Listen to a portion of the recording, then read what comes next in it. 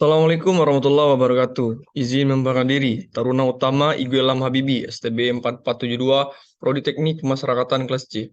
Mohon izin untuk menganalisis komunikasi antar pribadi, yaitu video podcast yang akan kita analisis dari channel YouTube Rukun Indonesia.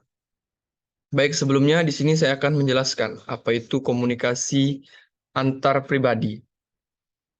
Baik, komunikasi antar pribadi adalah proses komunikasi antara dua orang atau lebih secara tatap muka yang memungkinkan komunikator menyampaikan pesan secara langsung dan komunikan menanggapinya pada saat yang bersamaan. Yang tentu saja dalam proses pertukaran komunikasi tersebut akan menyampaikan pesan ataupun moral ataupun informasi yang tentunya sangat berguna bagi kedua belah pihak. Baik, eh, selanjutnya di sini juga banyak berbagai macam komunikasi yang bisa kita sampaikan. Mungkin dari komunikasi verbal dan juga komunikasi nonverbal.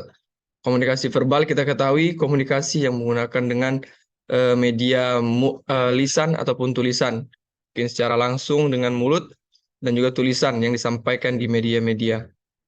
Lalu komunikasi nonverbal itu yang biasa digunakan pada eh, dengan gerakan tubuh ataupun tindakan ataupun suatu objek. Seperti contohnya, bahwasanya kita melambaikan tangan seperti ini. Nah, itu tandanya adalah suatu komunikasi untuk memanggil seseorang. Ataupun kita menjempolkan itu, menjempolkan tangan, ini berarti kita memberi apresiasi kepada orang. Yang tentu saja itu merupakan suatu komunikasi antar pribadi. Ya, baik. Selanjutnya, tidak menunggu lama, kita langsung eh, akan melihat contoh podcast ya. Di sini saya akan share screen.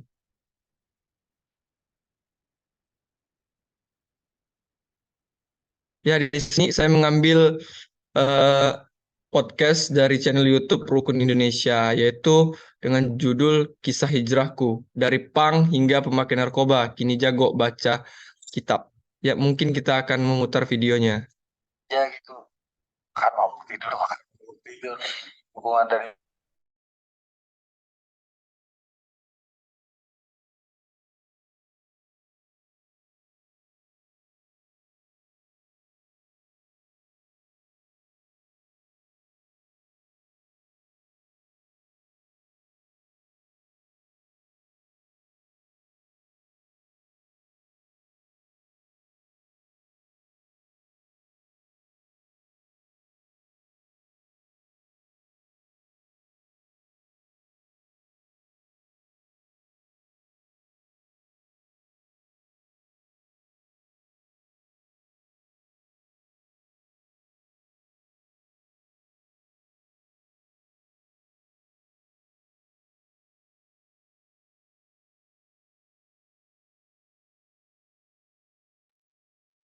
Ya, baik.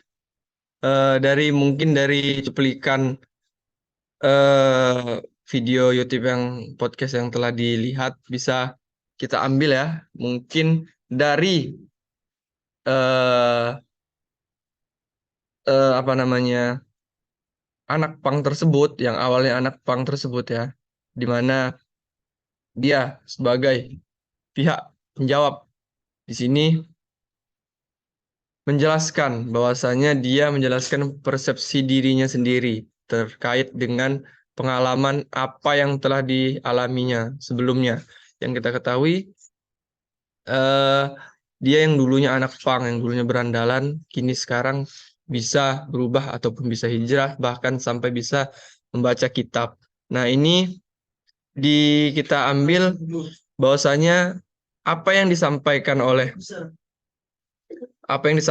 oleh komunikator ini merupakan kesadaran dari dirinya sendiri, dan juga bukan dari orang lain, ataupun kita bisa sebutkan yaitu fakta dari dirinya sendiri. Kita lanjutkan lagi ya menonton videonya.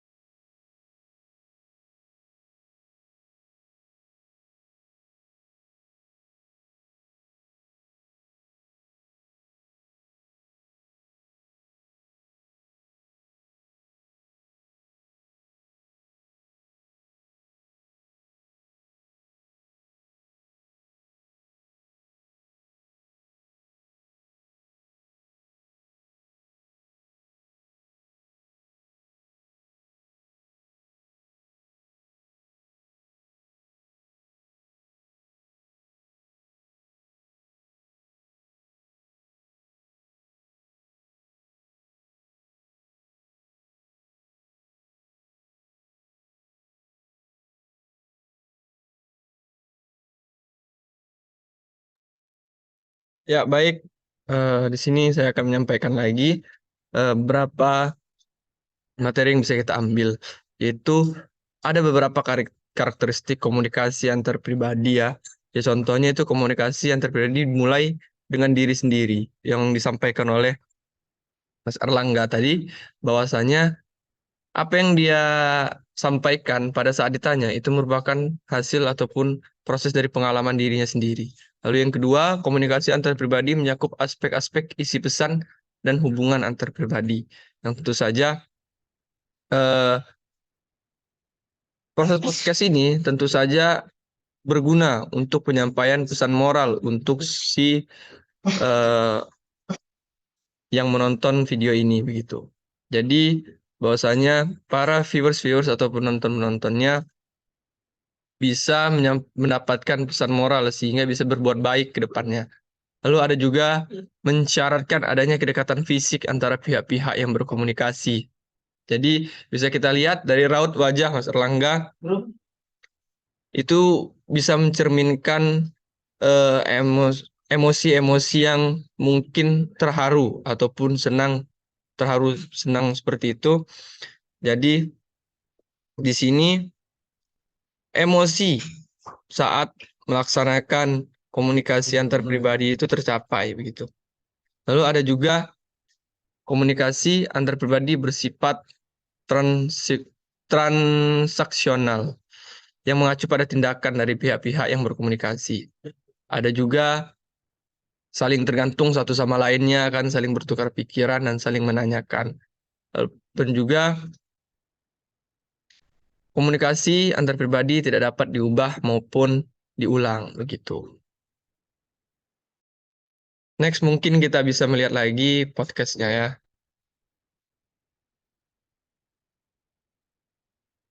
Oh, dari rumah ikut teman-teman.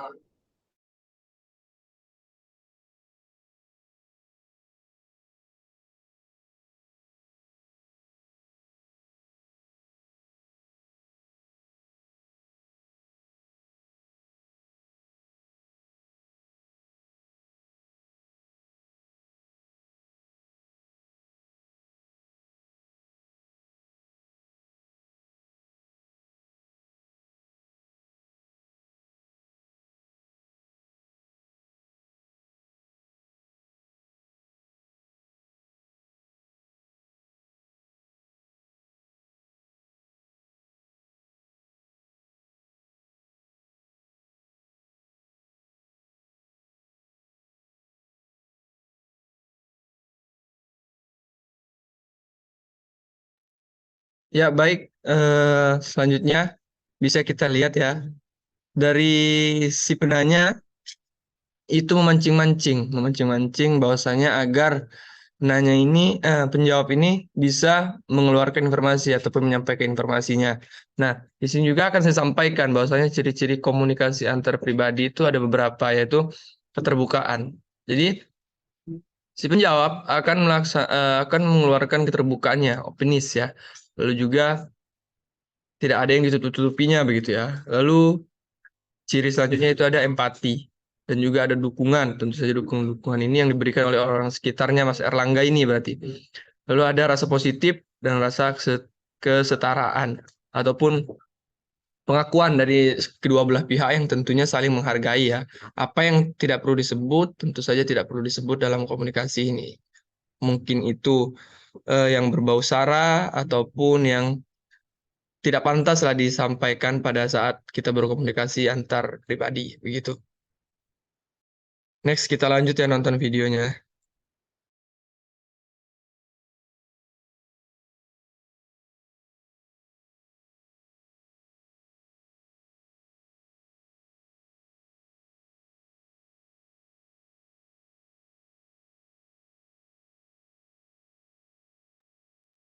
Nah, bisa kita lihat bahwasanya ada gerakan-gerakan tangan yang diberikan oleh Mas Erlangga ini, yang mana ini menandakan bahwasanya komunikasi nonverbal yang menunjukkan bahwasanya dia mengarahkan tangannya seperti ini. Itu mewakilkan dari teman-teman saya ada di sana, begitu kan? Dan juga raut wajahnya ketika dia menyampaikan ataupun berbicara tentang teman, itu dia terlihat tertawa ataupun senang gitu kan.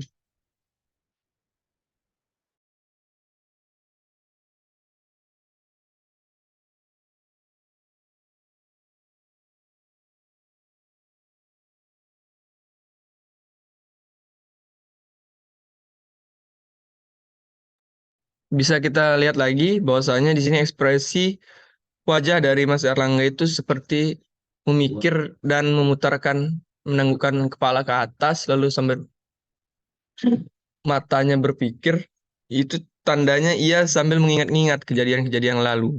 Itu juga merupakan contoh dari komunikasi nonverbal.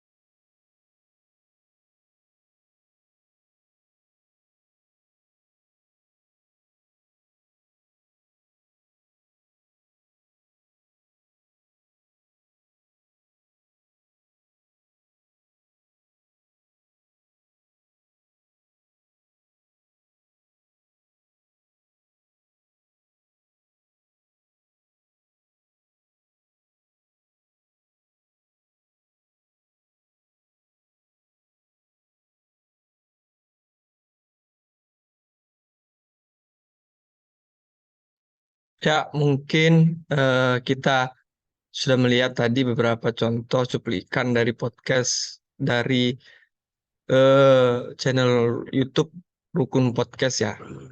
Baik, kita stop share screen dulu.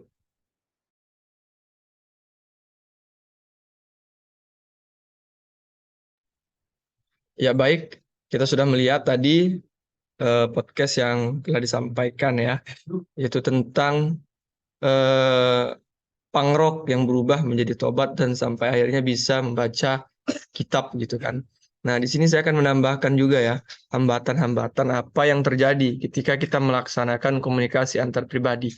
Tentu saja ada hambatan dari eksternal dan internal ya.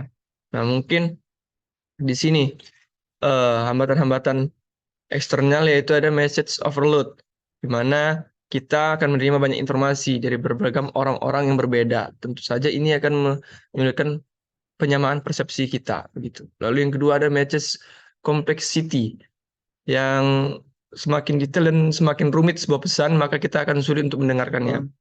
Lalu yang ketiga ada noise, yaitu hambatan yang sering dialami seperti kebisingan-kebisingan dari luar mungkin kan ya, dari luar yang tentu saja sangat menghambat begitu.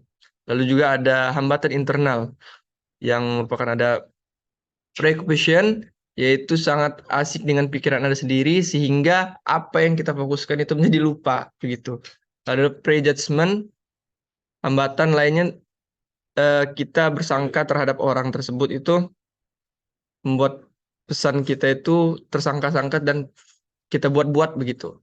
Lalu juga ada reacting to emotionally, ada lack of effort, dan juga ada fail to edit listening style, yaitu merupakan ketika kita memahami atau mendengar gaya-gaya pembicaraan komunikasi, yang terpenting itu kita adalah tahu apa yang disampaikan oleh eh, komunikasi ataupun komunikator yang tersebut.